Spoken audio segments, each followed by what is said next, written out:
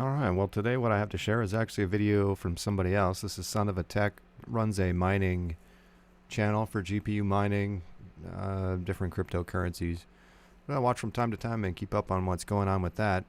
Today he's covering a congressman who proposes a crypto ban. This is not today. This is from apparently a guy named Sherman out of California who has been proposing crypto bans since 2019. And the video clip that he plays is actually from 2019, but I hadn't seen it before, and I thought it was very, very interesting. As far as all the people out there who want to say, oh, well, crypto is just funny money or magic internet money, and there's no real value in it. This goes to show that the people who pretty well steal everybody's money, to put it nicely, and don't really work and just sit there and collect all this money from the Monsantos and the Bill Gates and all these massive corporations, because that's who they work for, right? They don't want a thing like Bitcoin out there because, you know, they would lose all of their power and they would have to get real jobs. And they don't want that to happen. And he goes through and explains as to part of the bill as to the purposes, of course, because they recognize that all of their power and all of their, you know, living off the backs of the people comes from the basis on their fiat currency. And that's how they, you know, America has all its power in the world is based on the fiat currency. You know, we print money out of thin air and we ship it overseas where other people have to work as slaves to produce something for us for this money that we printed out of nothing. And that's what, you know, Bitcoin is essentially the peaceful revolution to that system. Anyways, I thought it was interesting. I thought I would share it. So yeah, let's take a listen and see what he says. Function off of the cryptocurrency. All of the manufacturers, etc., would function off of the cryptocurrency, and it would be a portion of the amount of crypto. I guess it reset. We'll ironically enough. And let's go ahead and hear what he has to say about you know, Bitcoin and cryptocurrencies in general. All right, let's go ahead and get into this. So here's the video. I actually got it in my timeline from Baked Carbon, but here we go. Join with me in introducing. I look for colleagues to join with me in introducing a bill to outlaw cryptocurrency purchases by Americans, so that we nip this in the bud. In part because not an awful lot of our international power comes from the fact that the dollar is the standard unit of international finance and transactions. Clearing through the New York Fed is critical for major oil and other transactions. And it is the announced purpose of the supporters of cryptocurrency to take that power away from us, to put us in a position where the most significant sanctions we have on Iran, for example, would become irrelevant. So whether it is to... So there you have it. They know exactly what the deal is. And they can, yeah. You know, these people are, who are they working for? These guys are supposed to be Americans too. Would they not want the same thing? Would they not want this? Of course they don't. Of course they don't. I don't have to work for the Democratic Party just gives me hundreds of millions of dollars. I get to insider trade and do all this. Why would I want to actually have to work and actually have fair trade? I'm not one of those people out there that are voting. I'm not doing that. Disempower our foreign policy, our tax collection enforcement, or our traditional law enforcement. The purposes of crypto. All of those things, by the way, that he just mentioned are things that make you a slave in America. And notice he said, well, we're going to ban Americans from purchasing cryptocurrency. Like that's going to fix their problem. I mean, America is just America. We're not talking about the rest of the world. So just let the rest of the world. I mean, the part of me wants to believe that this guy proposes the bill just to wake people up a little bit. Maybe he's a good guy who's just proposing a bill and wants people to, just because this is one way where you can actually get what you think out there is by proposing a bill and they let you talk and explain it. And the way that he explained it basically says, We are at war with the American people. We hate the American people. We want to remain rulers over the American people, and we want to keep our hundreds of millions of dollars fake fiat money in there. We want our money printer, and America be damned. We don't care if it's good for the country. We don't care if it's good for people. We don't care. We don't want anybody to have a changed life in America. We want them to be slave. We want the wages really low. We want the inflation super high so that we have a caste system where we have mega ultra wealthy rich people at the top, and then everybody else who is living off universal basic income. And that's what we want. And that's what their goal is, because once the baby boomers check out, right, that's what it's going to be. That is the plan, unless people do something about it. And the easiest way to do something about it is hold some Bitcoin, because then you at least have a stake in the game. Currency, the advantage it has over sovereign currency is solely to aid in the disempowerment of the United States and the rule of law.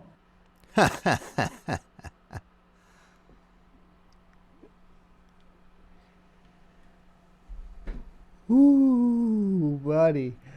You know, he's not completely wrong here, right? Like, that's kind of like the hard part about all of this. So one of the things that I did tweet initially, though, just to kind of call it out on the arguments, it's hilarious that the argument, of course, here is that it would like disempower based on, of course, going through the Fed for essentially our oil supply, when the attack on Bitcoin from Elizabeth Warren is essentially on the power aspect of things. Now, what we are getting to here is essentially a revealing of the true intentions of the United States government when it is discussing banning and regulating cryptocurrency. You see, the initial descriptions, of course, as always, is to put some sort of fear into the public. So we had things like initially like, well, we're using too much energy and that's going to be bad for the environment, right? And then it kind of went into, well, there's a potential for scams and like people are getting screwed out of their money. We need to protect the people. And then finally, boom, we have it. We have the honest to God truth about why they are scared of Bitcoin, why regulation and talks of banning are coming into play. And it comes down to a loss of control for the US government if the dollar is not what everybody is basing their value around on as an international currency.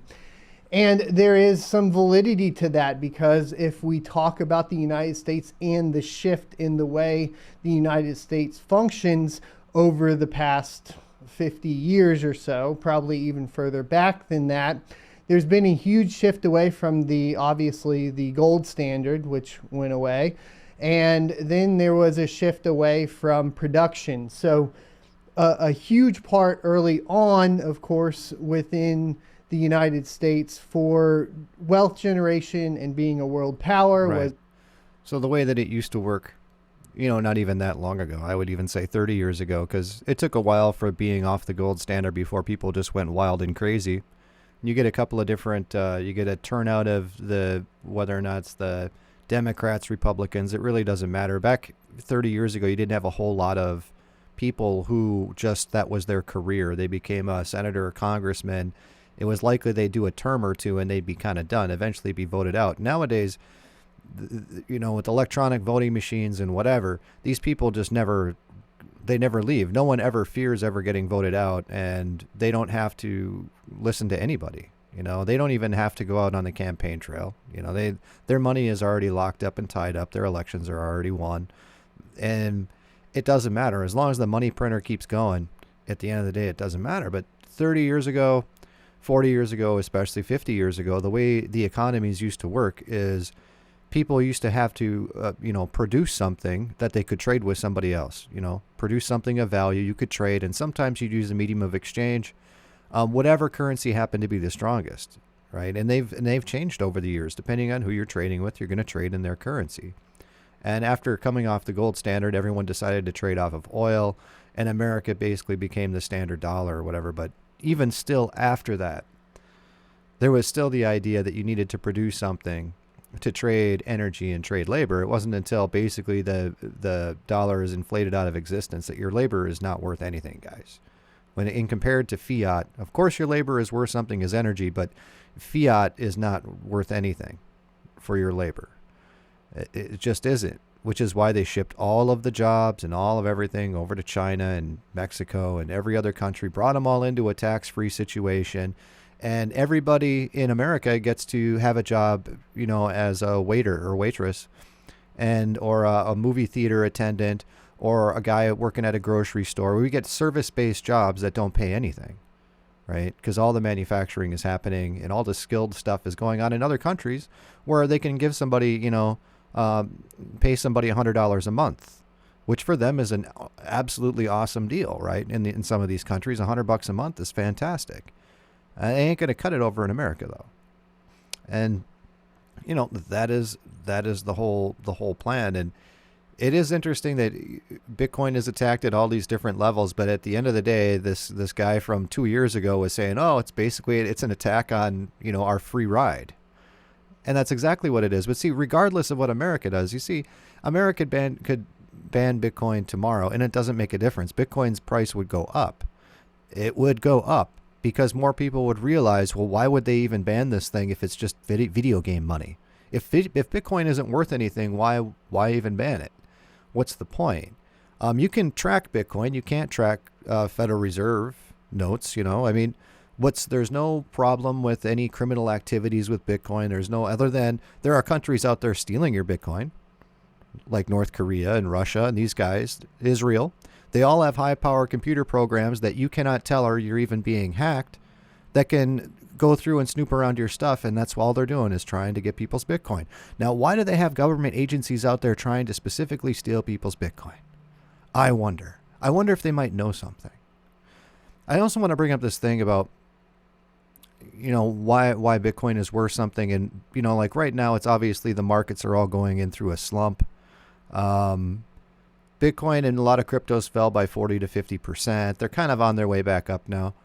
But the stock market took a huge dump. And, you know, everyone said, well, it's too volatile and it's not worth anything. It's like, look, guys, this is being completely suppressed because they don't want anyone to buy the stuff.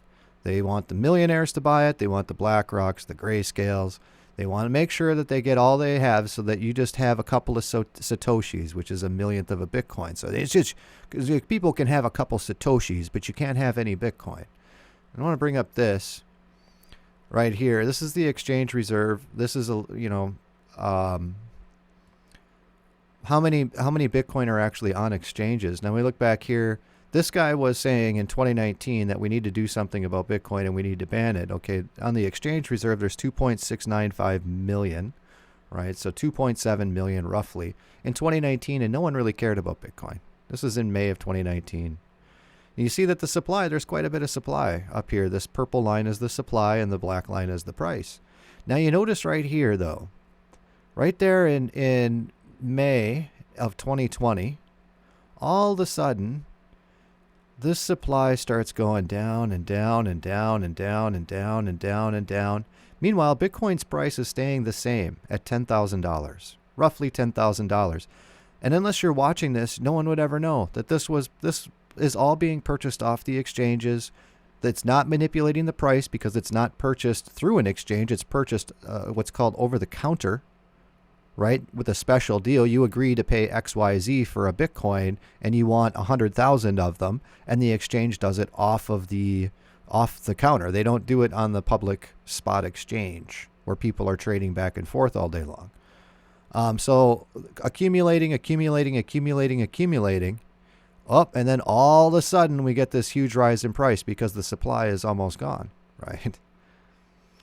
And then we get our little artificial manufactured dump at the same time that China bans crypto, right? And we did have some supply, it did go up a little bit, so some people did sell off in that. Some people sell off in that. But isn't this a heck of a coincidence where they're talking about we want to ban crypto and all these negative articles about crypto? Meanwhile, the Bitcoin is coming off of exchanges. And this is not a small amount of Bitcoin. This is at 2.8 million Bitcoin right here at this point where the whales started accumulating, and governments, probably the Federal Reserve, BlackRock, Grayscale, all these bigwigs. Okay, so you're at 2.8 million there, and you come down here, and now you're at 2.44, basically 2.45 million. So 400,000 Bitcoin came off the exchange between what is that, June and September? June and yeah, about a 3 or 4 month period right here. 400,000 Bitcoin, which led to, of course, this huge rise and huge demand. And this is like pretty well all the crypto market here. But then you notice where we're at right now. So over here, before this parabolic rise, we're at 2.4 million roughly Bitcoin on exchanges. Now, this is not all Bitcoin that people can buy. The exchanges have to have a certain amount of Bitcoin on the exchanges in order to even to transact. Okay. There's people that leave their Bitcoin on the exchanges. There's, the exchanges do business themselves in Bitcoin. There's a lot of exchange funds. So they have this, a lot of this is locked up. Okay. So this 2.4 million led to this huge parabolic rise until China kicked all the miners out. But then we come over here to where we're at right now, and we're at less. We're at 2.35 million right now. Okay. So where do we think that it's going to go, being that what we had on exchanges here led to this, and what we have exchanges now? And we're right now, the bottom for Bitcoin was around 33,000, I think, somewhere around in there, which was a great time to buy. I bought. Nayib Bukele over there in El Salvador bought. Everyone's buying. Okay, backing up the truck. So if you're interested in Bitcoin, this is a better time than usual to buy. There's less risk involved, but like I said, this is a long-term play, because where governments see a threat, they're going to be manipulating it, and the Federal Reserve has unlimited money to manipulate markets. They're manipulating them right now with not determining what they're going to do with the inflation. Right? They had their big meeting, so that in a sense is manipulation by not raising interest rates and by not hedging against inflation and all of these things. They haven't done anything, because the goal is to inflate everything to oblivion. But in the meantime, they don't want you to buy Bitcoin, right? So they're going to make this chart as wicked as possible. But the good news is that over the long term, you're going to be fine. This is not something where you're going to get into it and expect to make a whole ton of money a month from now. Maybe some of the altcoins when people know what they're doing a little bit. This is about a hedge instead of gold. Instead of gold, against the dollar. Okay, against the dollar. Every day that I'm at work, I raise prices by 20%. Okay, every day. How much is your 12-pack of Coke and your 12-pack of Pepsi now? I just raised the price to $6.99 or $7.99 for a 12-pack. A 12-pack. All right?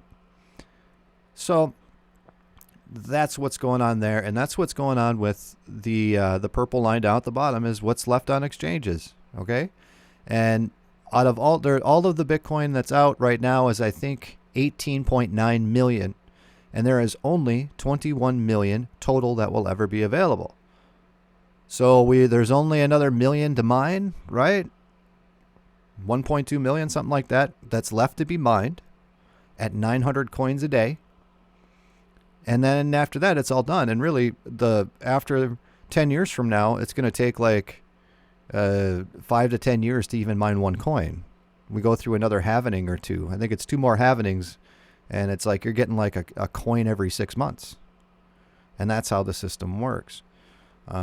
So just pointing it out there.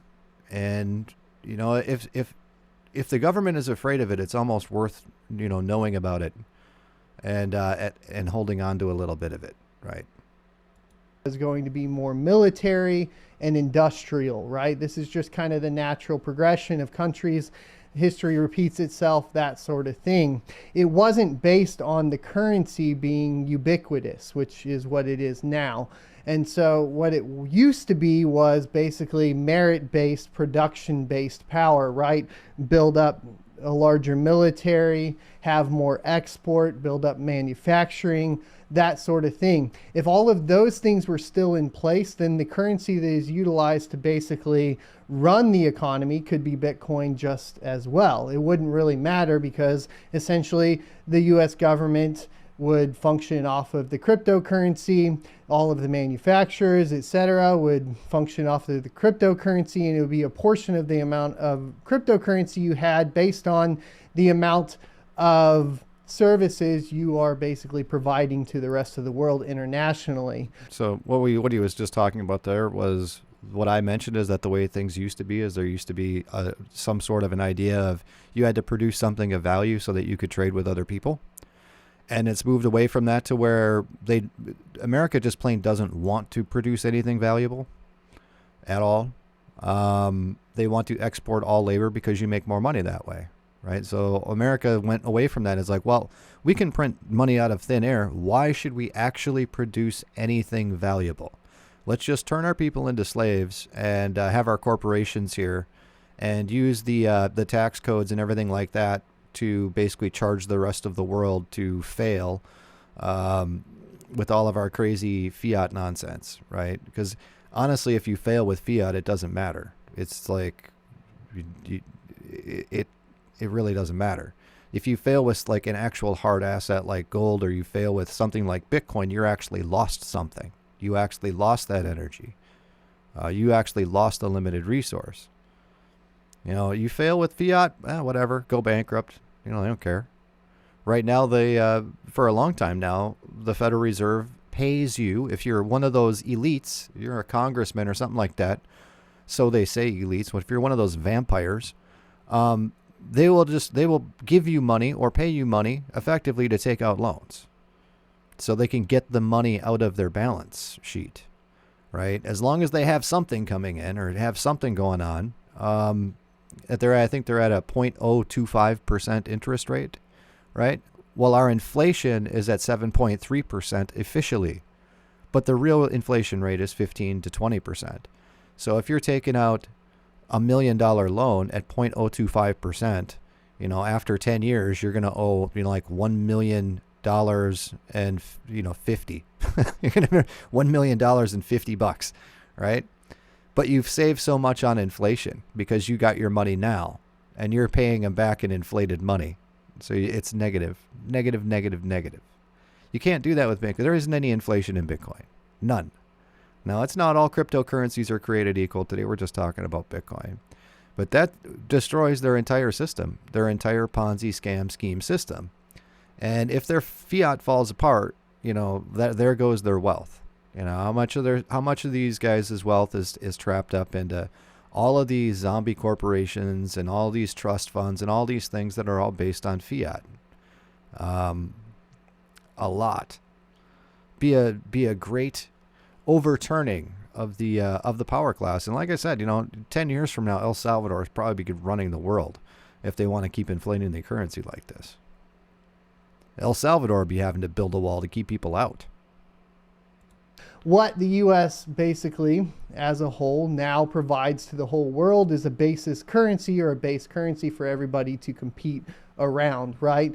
And essentially, they exchange for U.S. dollar. It's all about what the value is compared to the U.S. dollar. So the currency in and of itself is what gives the United States a majority, a bulk of their power, because it's ubiquitous. So to say that he's false or incorrect, I think would be a little amiss, other than, you know, talking about how they kind of made that shift and showed their hand as far as like, well, we needed to control the oil supply, right? When we're talking about energy, that just seems ridiculous, especially considering that was the primary initial attack on Bitcoin. And this is, like I said, essentially them showing their hand. Who agrees, who doesn't agree, that sort of thing within the government. We're gonna find out. Now let's go a little bit positive here though on cryptocurrency in general. This is actually good news, and the U.S. could benefit from this economically as a whole. The initial appeal, of course, for, you know, being a U.S. citizen, for actually migrating to the U.S. is a merit-based economy where you can work hard and you're rewarded for your hard work and you can achieve the American dream. Now, some would argue that American dream is faltering as money filters to the top. This is a money problem, right? So the argument for Bitcoin in a lot of aspects, it has been, you know, fix the money, fix the world. If we could fix that, then it would like basically go back to that. If the US became a huge supplier of course, minting the most Bitcoins and mining Bitcoin and participating in cryptocurrency and being on the cusp of blockchain technology as far as Web3 and metaverse, etc., it becomes the new gold rush. And I think this is something that a lot of, well, frankly, boomers are missing as far as this entire prospect goes. And because the government is primarily boomers, it's hard for them to grasp this concept, but it would be a huge upheaval of the way the current administration, well, just government as a whole, banking systems and everything currently function. But it could be a gold rush, like I said, or the next gold rush for the United States, for the Americas, for any countries that decide to participate within cryptocurrency. It would be very hard to go ahead and pass anything that would ban it at this point because of the vested interests of large corporations. And I definitely think that that is a huge factor when we are discussing cryptocurrency, especially as it pertains to the United States, because if we're talking about the United States and how much they're dependent on large corporations and big business, then it definitely is a factor.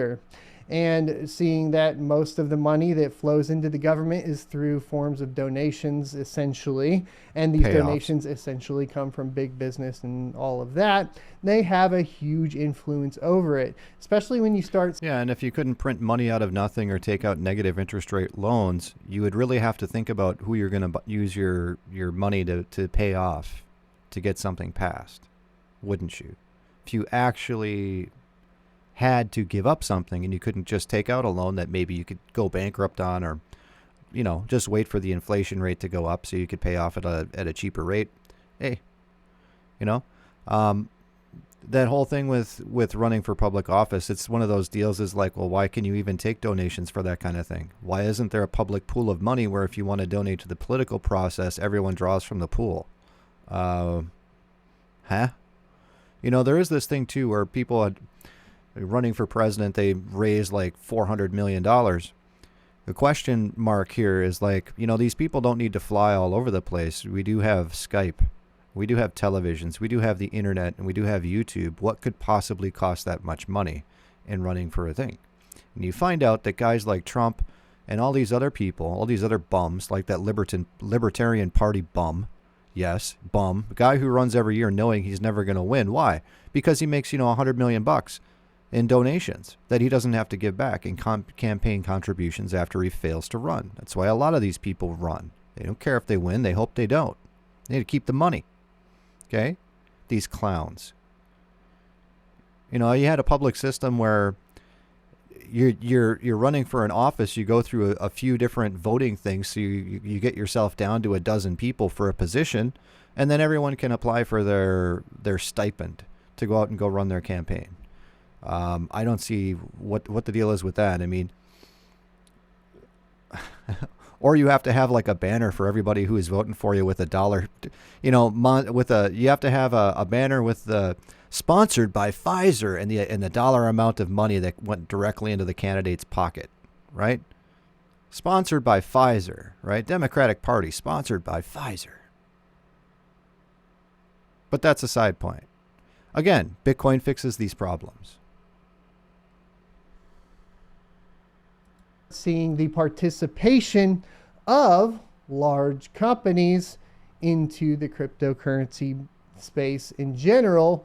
I hope you enjoyed this clip from the crypto. About it being banned in America, crypto is not going to be. At least Bitcoin and Ethereum are not, because Bitcoin they realize they can't do anything about, and if they tried to, they know that a lot of more people would ape into it, and it would become way more strong than what it is right now. I mean, everybody would have Bitcoin if the government banned it. And they don't want to do that, and they know they can't stop it. There's nothing they can do at all whatsoever about people buying Bitcoin because everywhere else in the world sells Bitcoin. There's no KYC. You can just buy it with a credit card. You've got Bitcoin terminals in the Midwest all over here. They're springing up where you can't beat the free market with Bitcoin. Okay, you can't. You're not going to move fast enough. It's already out there. It's way too decentralized to do anything about. So they've already said they're not going to touch Bitcoin, and they've already said they're not going to touch Ethereum. Well, Ethereum is completely centralized. Why are they leaving that alone? Well, probably because the Ethereum Foundation paid off all of the senators and gave it out to all of the tech companies and all this stuff for free, right? Before they were and Ethereum was even really a thing, when they were just getting their startups, they pre-mined 70% of the Ethereum that exists today. They pre-mined it to give out to all their buddies and had an ICO and had all this stuff.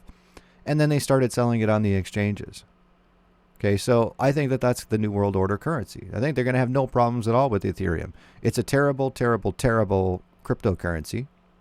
It's a terrible project. It's a terrible pump and dump with a total New World Order clown, fake, little doll head who's running the thing, just like, an Elon Musk, Vitalik Buterin, and all these guys.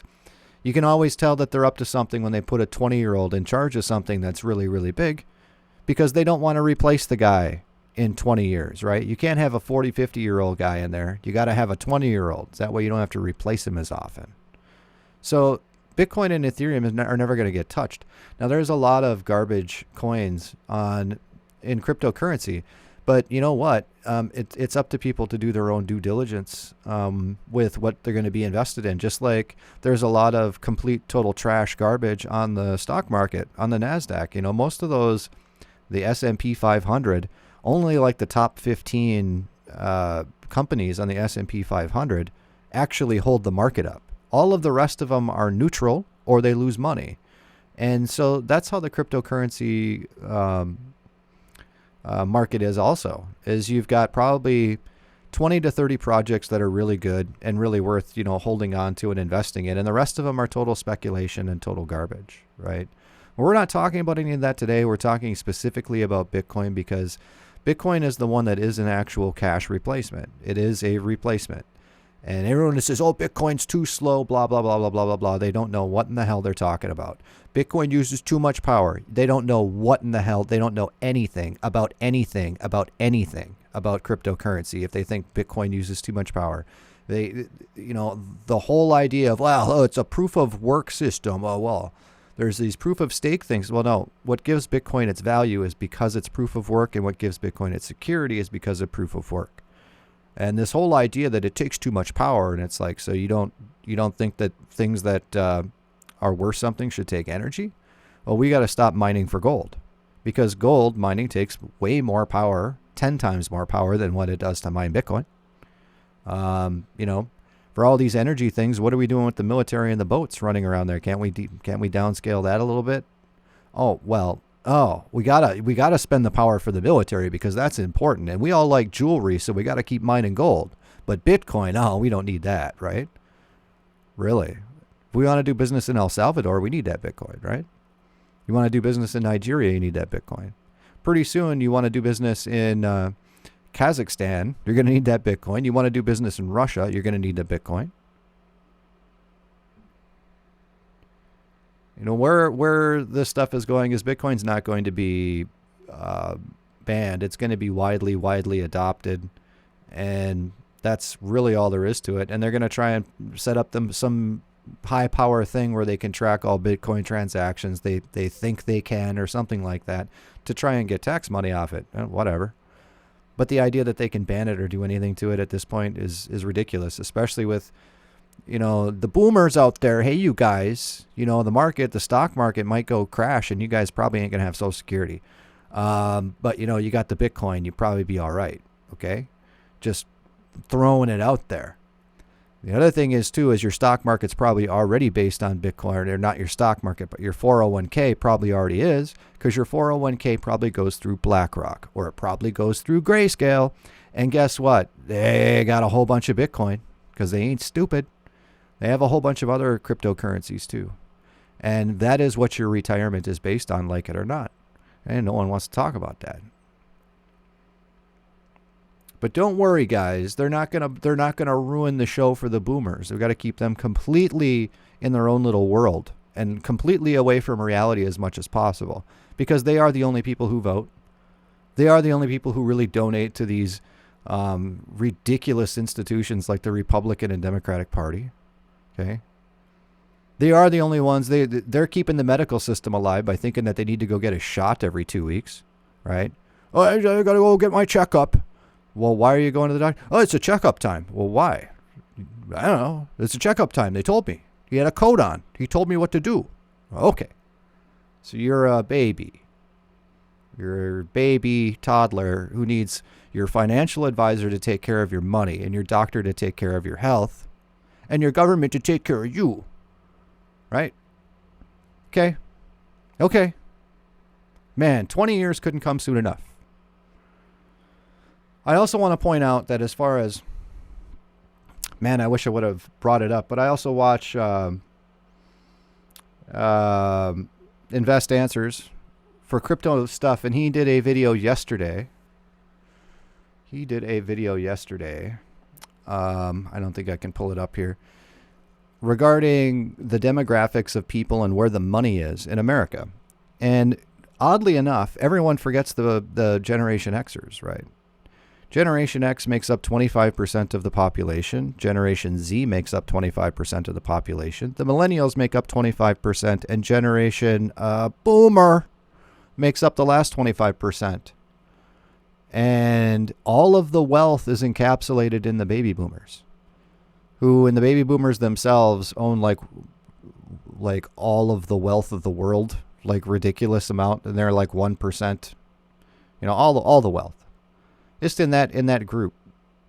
So no wonder they don't like Bitcoin. And the people who are getting the shaft, otherwise between the millennials and Gen X, we have kind of the scraps that are left over, and the Gen Z is completely screwed. Completely screwed. They ain't got nothing. So no wonder they're going to crypto. So people who aren't, who are just going to wait and see about this thing, you don't gain anything by waiting. You're going to wait till Bitcoin is 50K, I mean, what are you're just going to keep waiting? If you're going to be living longer than 10 years from now, you better figure out what's going on in crypto. You better. Or at the very least, figure out how economics works, at least a little bit, about fiat currency, at least a little bit. Or you can put your fingers in your ears and go la, la, la, la, la, all the way to the grocery store and pay $7 a 12-pack for your Diet Pepsi. All right? Wonder why? Gee, that seems a little expensive. And then you go put your $5 a gallon gas in your car and go, that sounds a little expensive. And then you can go to your $8 an hour job. Right? The minimum wage, $8 an hour or something. It's the way they want it.